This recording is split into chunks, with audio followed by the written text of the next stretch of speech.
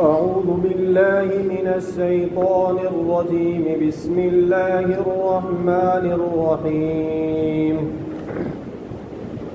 إن الذين آمنوا وعملوا الصالحات إنا لا نضيع أجر من أحسن عملا أولئك لهم جنات عدن تجري من تحتهم الأنهار يحلون فيها من أساور من ذهب ويلبسون ثيابا خضرا من سندس واستبرق متكئين فيها على الأرائك نعم الثواب وحسنت مرتفقا صدق اللہ العظیم۔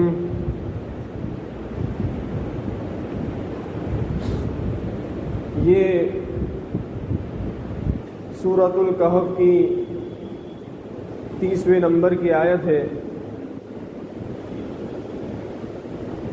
اس سے اگلی آیت کے اندر حق سبحانہ و تعالی نے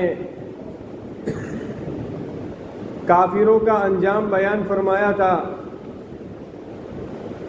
کہ جو لوگ ایمان نہیں لائے ان کو ہم کیسا کیسا عذاب دینے والے ہیں، ان کا ذکر فرمایا تھا۔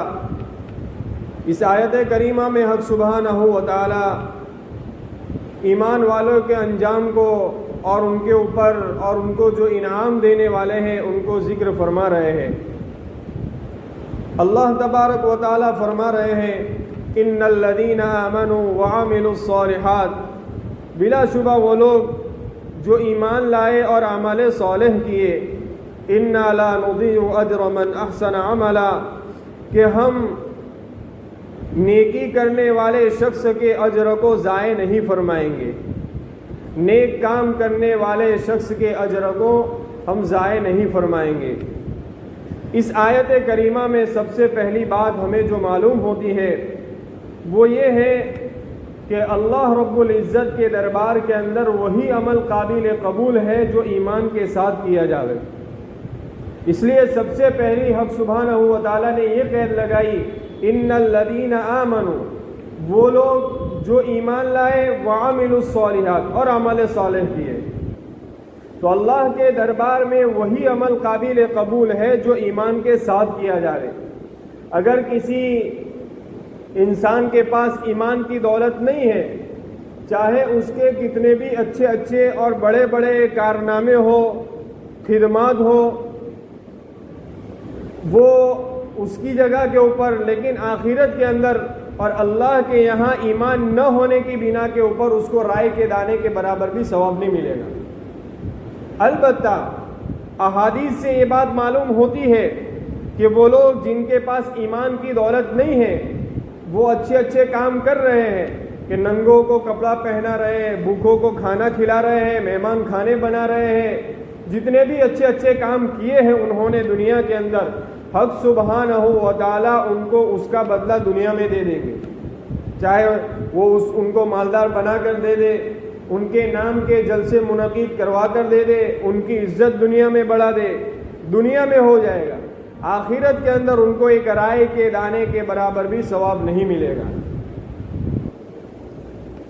آج لوگ اسلام کے اوپر اور مذہب اسلام کے اوپر بہت سارے جو غلط نظریے سے اسلام کو دیکھ رہے ہیں، وہ یہ بات کہہ رہے ہیں کہ اسلام بڑا ناانصاف مذہب ہے، اعوذ باللہ، کہ ایک آدمی جس کے پاس ایمان کی دولت ہے، چاہے گنہگار ہے، اس کو جنت میں داخل کرتا ہے، اور ایک آدمی جن کے پاس ایمان کی دولت نہیں ہے، چاہے وہ آدمی اچھے اچھے کام کر رہا ہو، بہت اس کے اچھے اچھے کام ہیں، لیکن اس کے بعد بھی اس کو جہنم میں داخل کر رہا ہے۔ چنانچہ اسی بات کو مولانا ذوالفقار صاحب نے اپنی کتاب کے اندر اس بات کو سمجھایا ہے۔ مولانا نے قصہ لکھا ہے کہ بیرون ممالک کے اندر ایک شخص میرے پاس آیا اور اس نے آ کر یہ کہا کہ حضرت ایک آدمی کلمہ پڑھتا ہے، کیا وہ جنت میں جائے گا؟ حضرت نے فرمایا ضرور جنت میں جائے گا۔ اگر وہ آدمی گنہگار ہے تو اپنے گناہوں کی سزا بھگتنے کے بعد لیکن جنت میں ضرور جائے گا۔ پھر اس نے سوال کیا کہ حضرت اگر کسی آدمی کے پاس کلمہ نہیں ہے تو؟ حضرت نے فرمایا اگر کلمہ نہیں ہے تو وہ آدمی جنت میں نہیں جائے گا۔ کہاں اس کے پاس کلمہ نہیں ہے لیکن کام بہت اچھے اچھے کر رہا ہے، کہ مہمان کھانے بنا رہا ہے، روشنی ایجاد کر رہا ہے، لوگوں کو فائدہ پہنچا رہا ہے، تب بھی نہیں جائے گا؟ حضرت نے فرمایا نہیں، تب بھی نہیں جائے گا۔ پھر اس نے یوں کہا کہ یہ تو بڑی نا انصافی کی بات ہے، کیا یعوذ باللہ اسلام کے اندر انصاف ہے ہی نہیں؟ حضرت نے فرمایا ارے بھائی کیوں ایسا کہ تم ایک آدمی جس کے پاس کلمے کی دولت ہے لیکن وہ گنہگار ہے، گناہ کر رہا ہے، اس کو آپ جنت میں داخل کر رہے ہیں، اور ایک آدمی جو اچھا ہے، لوگوں کو فائدہ پہنچا رہے، صرف اس کے پاس کلمے کی دولت نہیں ہے، آپ اس کو جہنم میں پہنچا رہے ہیں۔ یہ تو فطرت کے خلاف قانون ہے۔ حضرت نے فرمایا دیکھ بھائی قاعدہ یہی ہے۔ پھر حضرت نے فرمایا میں تجھے ایک مثال سے سمجھاؤں۔ اگر کوئی آدمی ایک کاغذ کے اوپر ایک لکھتا ہے، ایک، اور اس کی رائٹ جانب 0 لکھتا چلا جا رہا ہے۔ اب یہ آدمی ایک کے بعد جتنے بھی 0 لکھے گا اس سے اس کی ویلیو بڑھتی ہی چلی جائے گی، جتنا 0 لکھے گا اتنی ہی ویلیو بڑھتی جائے گی ایک کے بعد۔ لیکن اگر وہ آدمی ایک لکھنا ہی بھول گیا یا تو اس نے لکھا ہی نہیں، اب یہ 0 لکھتا ہی چلا جا رہا ہے، اور آخر میں یوں کہا دیکھو بھائی میں نے 10 ارب 0 لکھ دیے۔ حضرت نے فرمایا 10 ارب لکھے لیکن اس کی ویلیو تو 0 ہی ہے، اس کی ویلیو 0 ہی ہے، کیونکہ 0 کی ویلیو اس وقت تھی جب وہ آگے ایک لکھتا۔ 0 کی ویلیو کب پڑتی؟ جب آگے ایک لکھتا، لیکن وہ اس نے ایک لکھا ہی نہیں تو اس 0 کی ویلیو بھی 0 ہی ہے۔ اسی طرح جب کوئی آدمی اللہ کو ایک مانے بغیر، اللہ کے اوپر ایمان لائے بغیر کتنے بھی اچھے کام کر لے اس کی ویلیو 0 ہی ہے۔ کام کی ویلیو، اچھے اعمال کی ویلیو اسی وقت ہے جب وہ سب سے پہلے ایمان کو قبول کرے۔ حضرت نے یہ بات کہی تو وہ سمجھ گیا اور اس نے کہا کہ حضرت اب تمہاری بات مجھے سمجھ میں آ گئی۔ تو اسی طرح ہے کہ اللہ کے دربار کے اندر وہی عمل قابل قبول ہے جو ایمان کے ساتھ کیا جاوے۔ اسی بات کو اللہ فرما رہے ان الذین آمنوا، بلا شبہ وہ لوگ جو ایمان لائے، عمل وعملوا الصالحات، اور اچھے عمل کیے، عمل بھی اچھے کیے۔ اب اچھے عمل وہی اچھے عمل ہیں جس کو اللہ اور اس کے رسول نے اچھے بتلائے ہیں۔ قرآن اور حدیث نے جن اعمال کو اچھا بتایا ہے وہی عمل اچھے ہیں۔ جن قرآن اور حدیث نے جن چیزوں کو غلط اور گناہ بتایا ہے وہ گناہ ہی ہے۔ چاہے اگر کوئی آدمی کوئی عمل کرتا ہے، ساری دنیا مل کر اس کو یوں کہہ رہی ہے کہ اس نے بہت اچھا کام کیا، لیکن قرآن اور حدیث کی روح سے اگر ہم دیکھیں تو وہ کام اچھا نہیں ہے، تو اللہ کے دربار میں وہ کام اچھا نہیں ہے۔ اس کی سیدھی مثال سمجھ لیجئے، اگر کوئی آدمی کوئی بھی اچھا کام کر رہا ہے، کوئی نیکی کا کام کر رہا ہے، اچھی اس کی جگہ کے اوپر اچھا کام ہے، اللہ کے یہاں بھی اچھا کام ہے، لیکن اور ساری دنیا یوں کہہ رہی ہے کہ اس نے بہت اچھا کام کیا، لیکن اگر اس کام کے اندر اس کی نیت لوگوں کو دکھلانے کے لیے ہو چکی ہے، ریاکاری کے لیے ہو چکی ہے، ساری دنیا کہے کہ بہت اچھا کام کیا ہے، لیکن وہ عمل اللہ کے یہاں اچھا نہیں ہے۔ اللہ کے دربار میں تو وہی عمل قابل قبول ہے جو اخلاص سے کیا جائے۔ چنانچہ وہ لوگ جو ایمان لائے، عمل صالح کیے، اللہ فرما رہے ہیں انا لا نضيع اجر من احسن عملا، ہم نیکی کے کام کرنے والے کے شخص کے اجر کو ضائع نہیں فرمائیں گے۔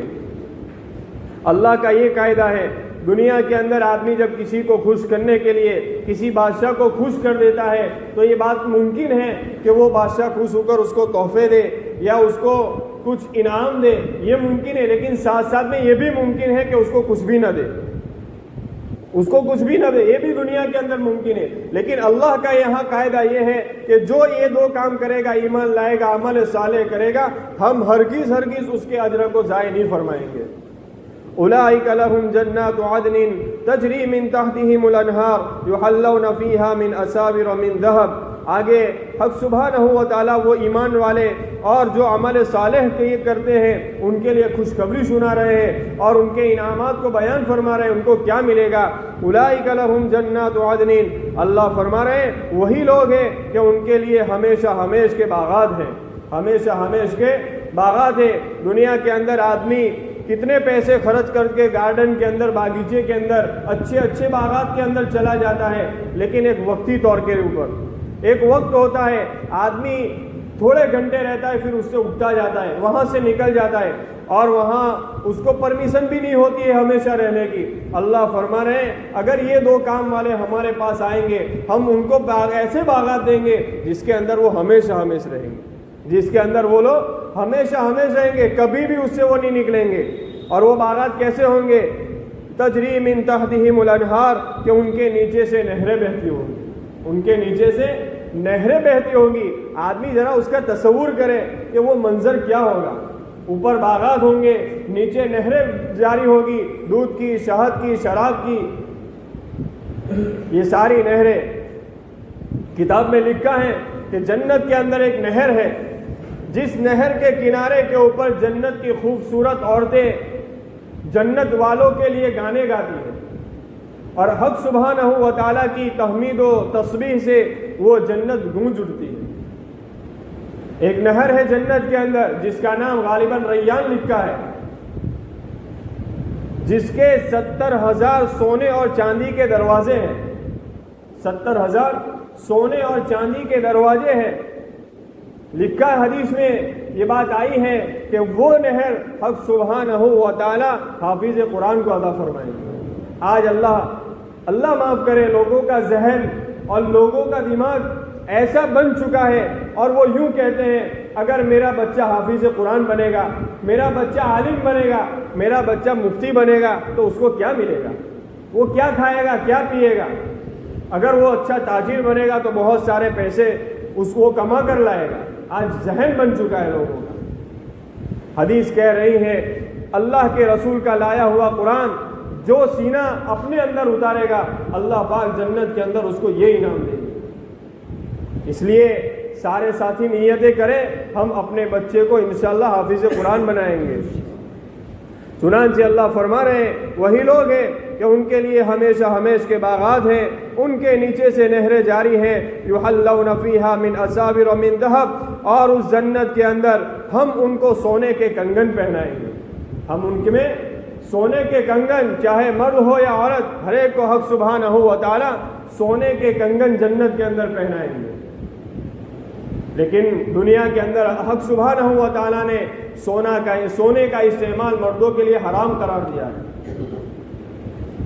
آج نوجوان، خصوصاً نوجوان طبقے کو ایک نشہ لگا ہوا ہے.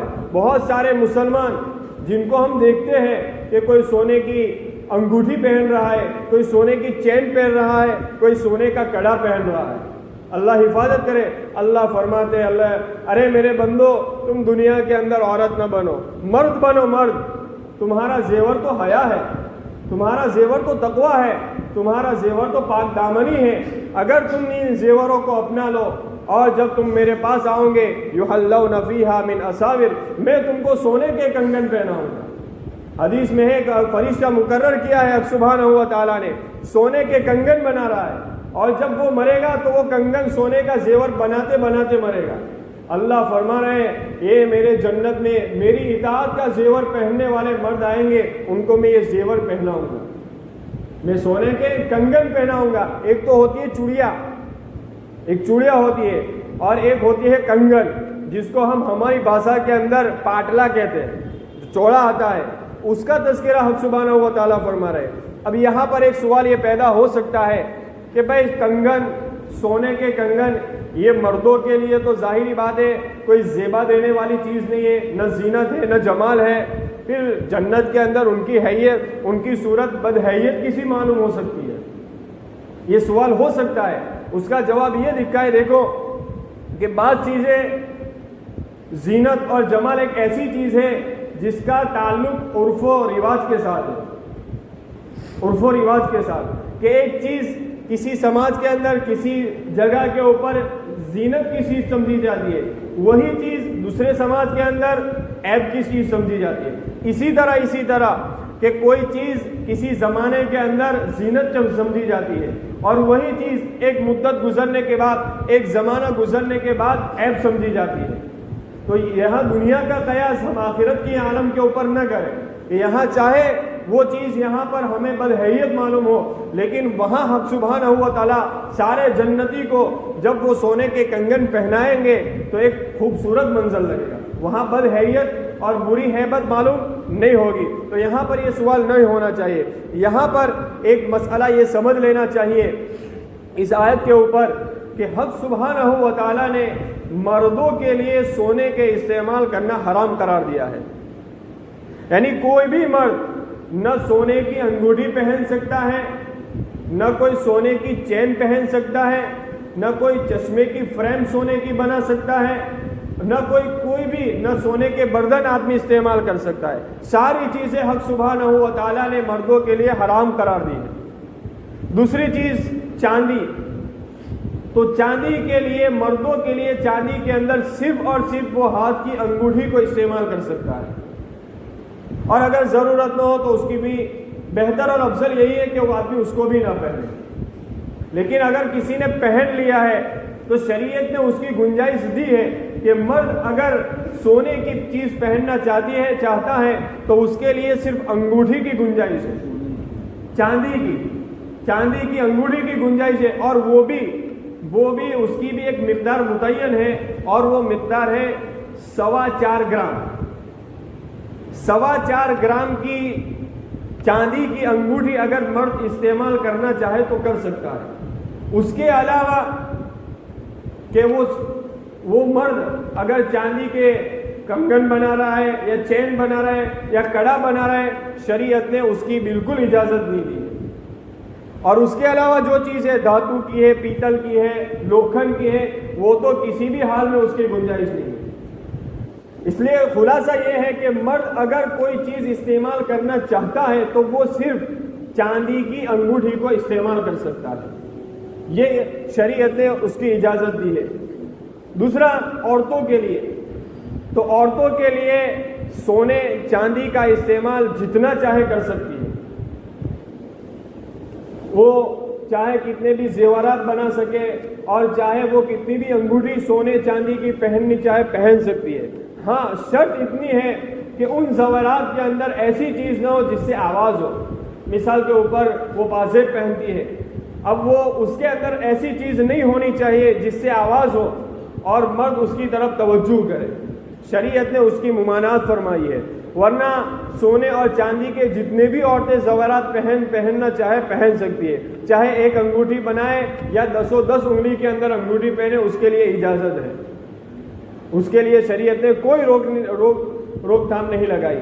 البتہ زیورات کے اندر اس کے علاوہ جو بھی چیزیں ہیں، مثال کے اوپر تانبا ہے، پیتل ہے، لوکھن ہے وغیرہ، جو بھی چیز ہے، عورت اس کی صرف اور صرف انگوٹھی نہیں پہن سکتی۔ یہ مسئلہ یاد رکھیے، انگوٹھی عورت سونے اور چاندی کی پہن سکتی ہے، اس کے علاوہ کسی بھی چیز کی عورت انگوٹھی نہیں پہن سکتی۔ ہاں اگر وہ ہار ہے، لکی ہے، یہ جو دوسری چیزیں ہیں انگوٹھی کے علاوہ، وہ سونے چاندی کے علاوہ کسی چیز کی ہے تو وہ پہن سکتی ہے، لیکن انگوٹھی کے لیے یا تو سونے کی ہونی چاہیے یا چاندی کی ہونی چاہیے۔ یہ جو جھوٹی بوٹی پہنتے ہیں شریعت کے اندر اس کی گنجائش نہیں ہے، یاد رکھنا۔ اللہ فرما رہے یحلون فیہا من اساور من ذہب، کہ اس میں ہم سونے کے کنگن پہنائیں گے، وَيَلْبَسُونَ ثِيَابًا خُضْرًا مِّن سُنْدُسٍ وَإِسْتَبْرَقٍ، اور ہم جنت کے اندر ان کو سبز ریشم کے کپڑے پہنائیں گے۔ حق سبحانہ و تعالیٰ نے ریشم کے کپڑے دنیا کے اندر مردوں کے لیے حرام قرار دیا ہے، لیکن اللہ پاک جنت کے اندر ریشم کے لباس ہم کو پہنائیں گے۔ متکئین فیہا علی الارائک، اور اس جنت کے اندر ٹیک لگائے ہوئے ہوں گے، مسہریوں کے اوپر، تختوں کے اوپر ٹیک لگائے ہوئے ہوں گے۔ اور یہ کب ہوگا؟ جیسے دنیا کے اندر ہم دیکھتے ہیں نا کہ کسی پارٹی کے اندر آدمی جاتا ہے، فنکشن کے اندر تو وہاں پر ایک بہت بڑا اسٹیج بنایا ہوا ہوتا ہے اور اس کے اوپر کرسیاں بچھائی ہوئی ہوتی ہے. اہل جنت میں جنت کے جانے کے بعد بھی جب اہل جنت کو یہ نیت ہوگی اور اس کے دل کے اندر یہ بات آئے گی کہ آج مجھے پارٹی کرنی ہے، آج مجھے پارٹی کرنی ہے. کیونکہ عام طور پر آدمی جب گھر کے اندر کھاتا ہے نا تو اس کو وہ مزہ نہیں آتا جو دوستوں احباب کے ساتھ بیٹھ کر اس کو کھانے میں مزہ آتا ہے. تو جنت میں بھی ایسی کیفیت ہوں گی جب اس صورت کے اندر جب جنت کے اندر یہ دل چاہے گا تو یہ ہوں گے کہ تختوں کے اوپر وہ ٹیک لگائے ہوئے ہوں گے اور ہر ایک دوسرے کے چہرے کو بآسانی کے ساتھ دیکھ سکیں گے. آگے اللہ فرماتے ہیں نعم الثواب، کیا ہی اچھا بدلہ ہے، وہ حسنت مرتفقہ، اور کیا ہی بہترین آرام کرنے کی جگہ ہے. اس کے بعد ایک بہت ہی بڑا لمبا چوڑا قصہ حق سبحانہ و تعالی دو آدمیوں کا بیان فرما رہے ہیں. انشاءاللہ آئندہ سنیچر اس کی تفسیر کریں گے. وآخر دعوانا الحمدللہ رب العالمین.